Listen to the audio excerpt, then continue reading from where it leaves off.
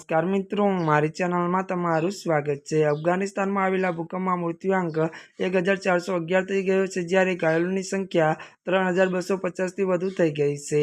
રવિવારે રાત્રે ત્યારે મિત્રો અફઘાનિસ્તાનના જલાલાબાદ નજીક 6.0ની ત્યારે તીવ્રતાનો ભૂકંપ આવ્યો હતો। જો કે વાત કરવામાં આવે તો ત્યારે મિત્રો આ સમયે મોટાભાગના લોકો સૂઈ રહ્યા હતા, અને જેના કારણે તેઓ ઇમારતના કાટમાળ નીચે દટાઈ ગયા હતા।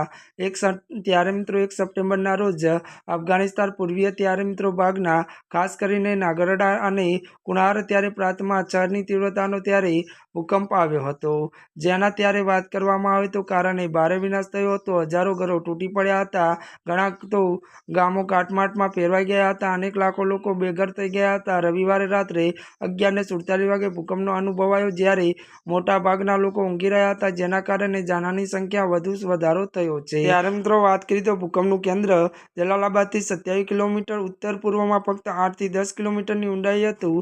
હંમેશ જેમ કે આ વખતે પણ ભારતે આ દુર્ઘટનામાં મદદનો હાથ લંબાવ્યો છે।